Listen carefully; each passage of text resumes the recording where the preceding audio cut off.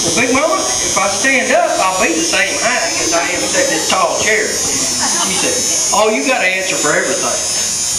So all this time I knew I was smart, but now I kind of think maybe she was saying it a different way.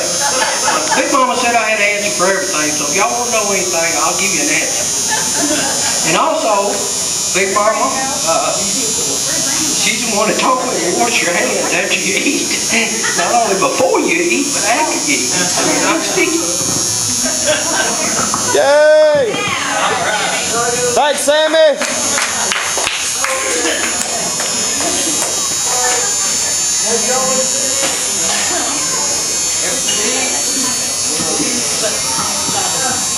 Okay, I got a quick one for you.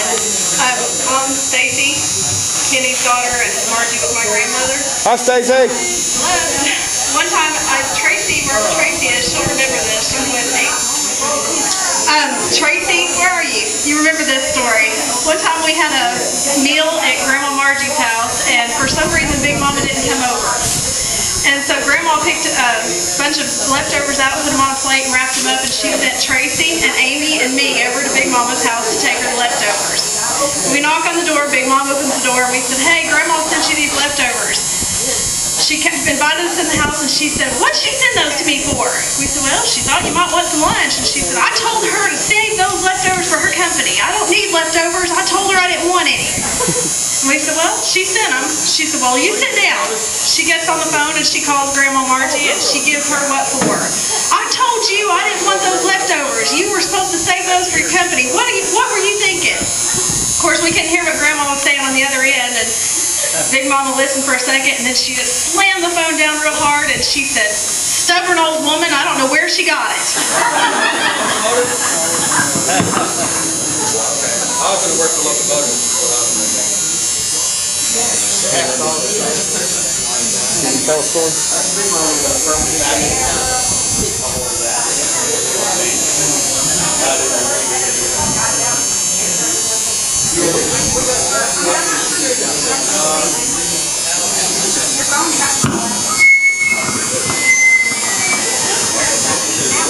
I've told this story before at one of these gatherings, so I'll tell it again. The only time I was ever mad at Big Mama was I was spending the night with Wally. We were just kids.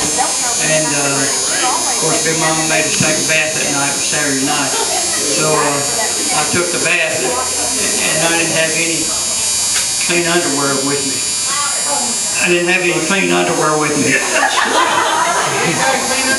And some things never change. So Big Mama said, well, I'll fix you up. So she went in there and got a pair of Mary's panties and made me put those panties on to sleep in. And that's the only time I was ever mad at her.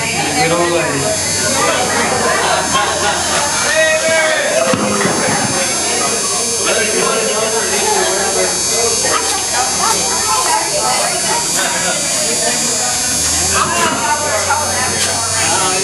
Okay, well I remember I used to try to play hooky from school on days that my grandma, Linda, had to work. Because on days she had to work, that meant I got to go hang out with Grandma White.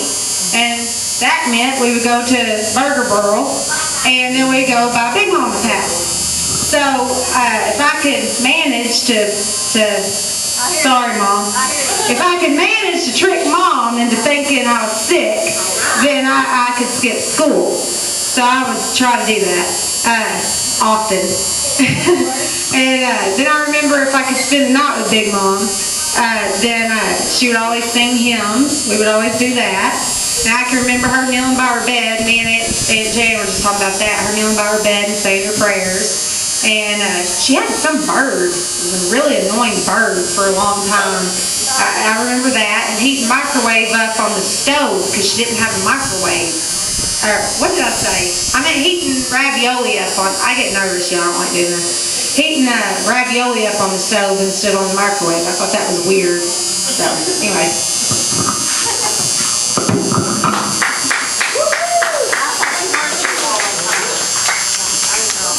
Well, yes.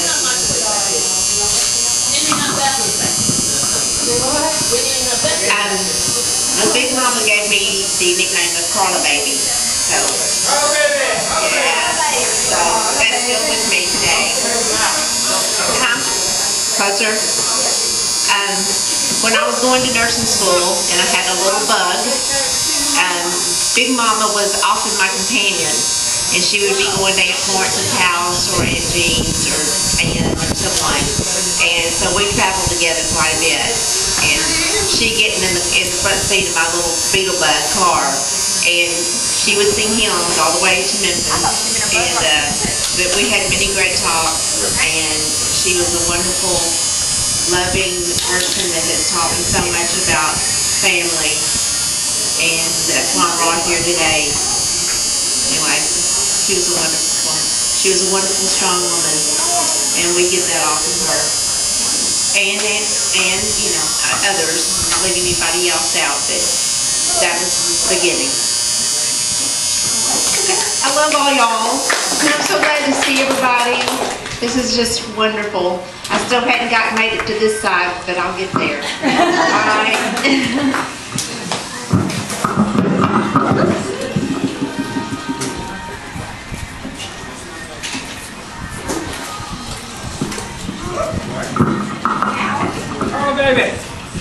That was a good job, Carla baby.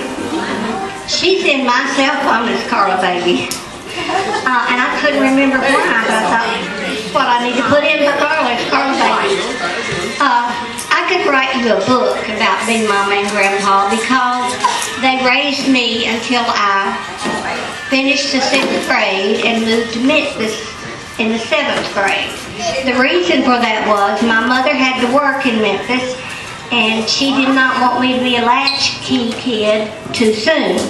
So when I became in the 7th grade, she thought I was old enough to ride the bus home from school, let myself in the apartment, and call her as soon as I got there. But the first 12 years of my life were undoubtedly the most formative. My mother never spanked me.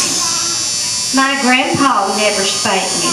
But boy, did Big Mama get me with that switch. I mean, she did. And I usually had to go picking. And the two reasons were slipping off, that means I just went next door without telling her, or sassing her, which meant I said something wrong or I looked at her wrong. But she taught me how to be upstanding. And I like to think that movie, Cheaper by the Dozen, where Clifton Webb said, y'all, kids come cheaper by the dozen. We have 12, and there's hardly an idiot in the bunch. But, of course, Big Mama knew my heart, and I knew her, and when she left, I thought I never would get over it, but when she did, she made me realize that yes, there really is a heaven. Because if there was, if she's there, then surely heaven is real if Big Mama's there. That's what I thought about. So that kind of gave me a lot of reassurance. And then when my mother left, you know what a baby I was and the only child. When my mother left, the Lord made grace real to me because I absolutely could not get over it. I could not be standing here now if His grace didn't hold me up. So we have such a big legacy.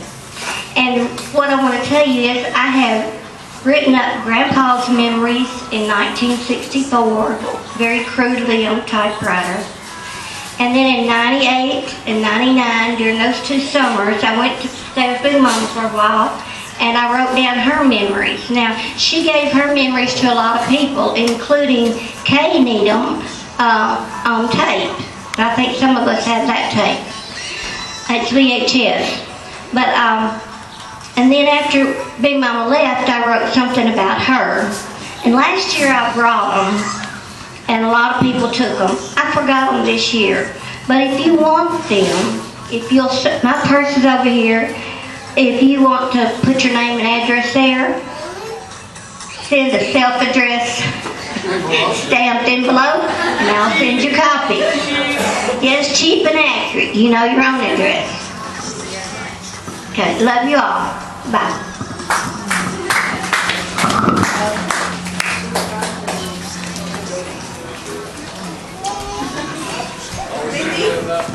Lindy? I'm Jan's younger cousin.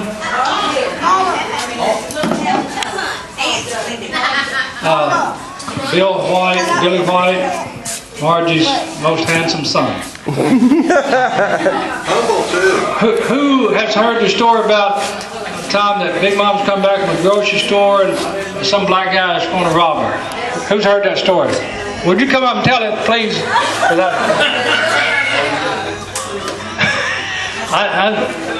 Who first told you? Was that you, Sam? I may not get it right. Anyhow, I think if everybody's heard the story, if somebody hadn't heard the story, I'll tell it. I heard she was lived over on Dixie, I think, and she walked to the grocery store. She had 1 or 2 sacks of groceries. I think she was walking to the store because she was afraid to ride in the car with Mama. Anyhow, she was walking, and some black guy come up. You know there's 2 right there within shot, right? What? I don't care. Well, you don't care. I didn't use the N word. Anyhow, some black guy come up. And they didn't use shotguns, they used pistols. To rob her. Elbow bang. And she hesitated for a little while, was looking around, and the guy trying to rob her, and she saw a car coming, and so this car is coming, and she said, "Here, hold my groceries." And so the guy held her groceries, and she waved down the car and foiled the robbery. I'm not much talker like Sam, so I'm going to turn it back over to somebody. Y'all come on up and say something. You don't have to be a good speaker.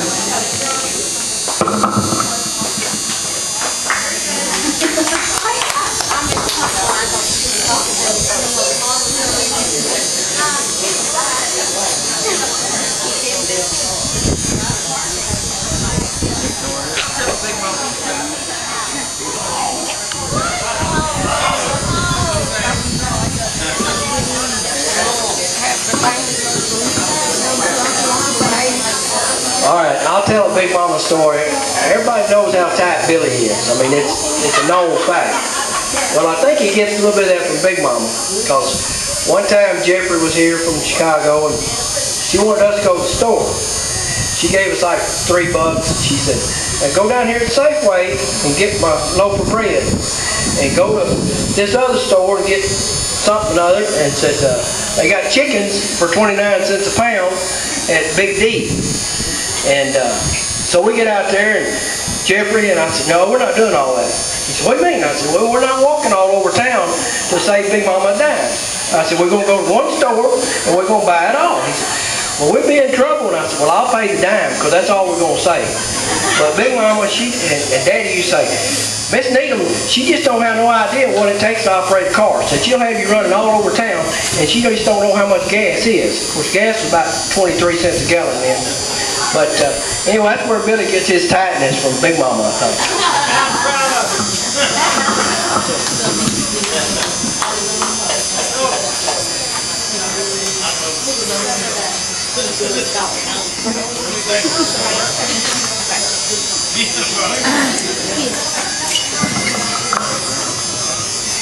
I don't usually speak in public, and so, but Big Mama was such a remarkable woman, and I spent the night with her many, many times, and I always thought it was so funny when I got too old to sleep in bed with her, after we knelt down and said our prayers, like Jan said, or Lindy,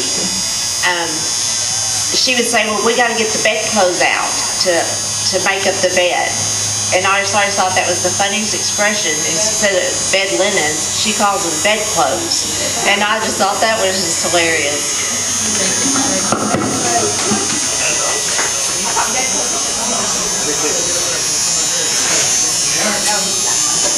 Yeah, I remember something. Y'all are jogging my memory here. I'm Philip. I'm Florence's third son.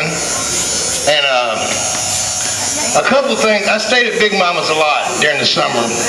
We would go up there to see her. We'd ride the train from Memphis. And somehow I talked him into letting me stay another week because, well, here's a cousin, wears the same size clothes as me, so I'll be all right. And what's the lake up there? Big Lake? Is that what it's called? I caught my first little brim there and took it back to Big Mama's, and of course it was dead, and I had to bury it, and I cried. But I was at Big Mama's when Lee Harvey Oswald got shot. I remember being there on the TV, and she screamed, and I'm like, what's going on? And then another kind of historic thing, I came back on the bus from Blytheville one summer, and I got off the bus, and I couldn't find my mom or my dad. And so I'm roaming around the bus station, outside of the bus station, and somebody comes up and grabs me. It's my father.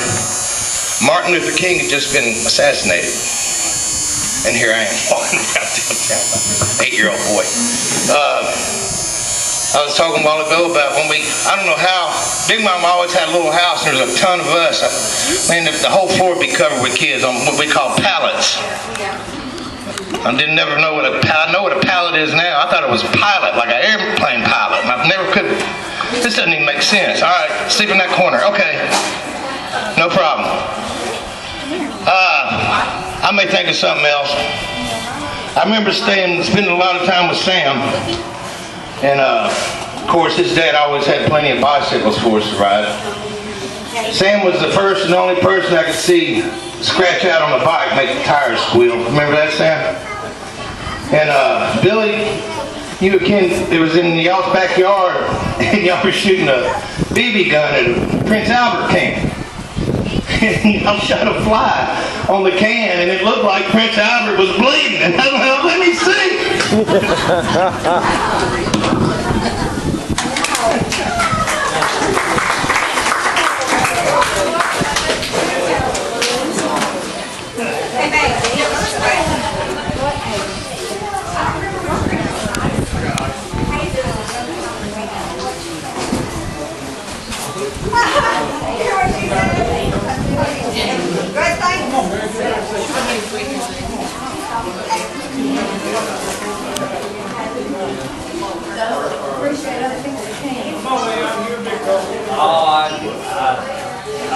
You got a story after? I know I love Your mama met your daddy, and you happened. Story. Other story. Booty.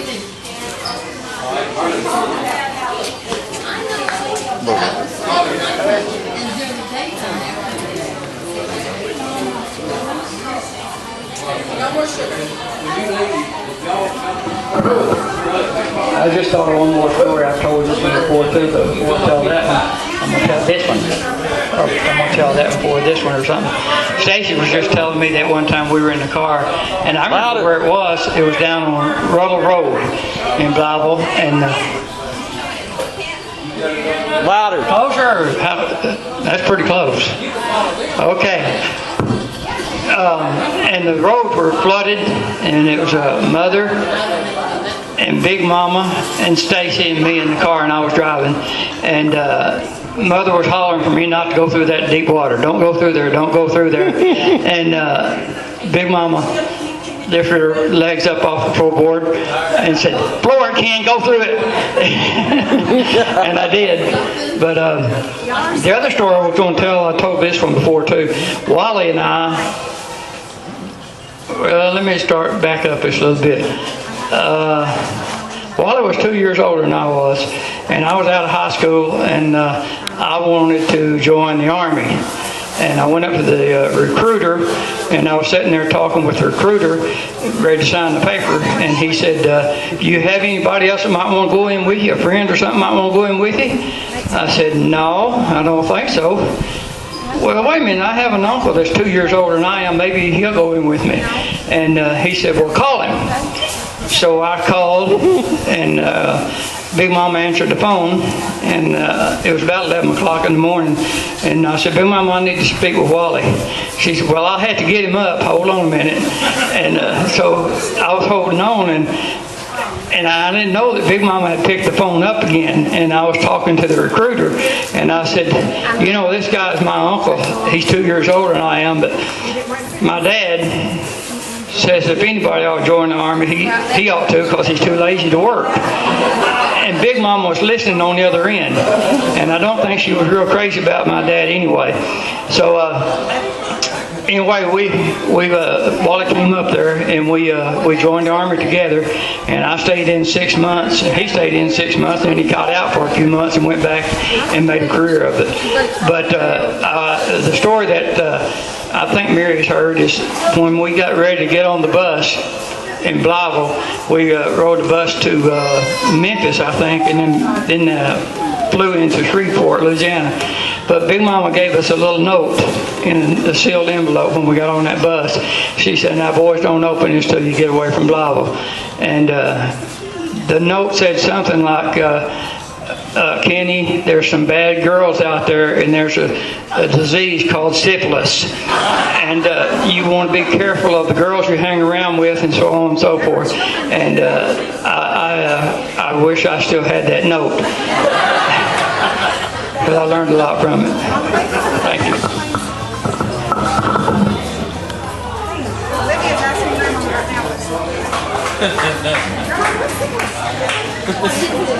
you.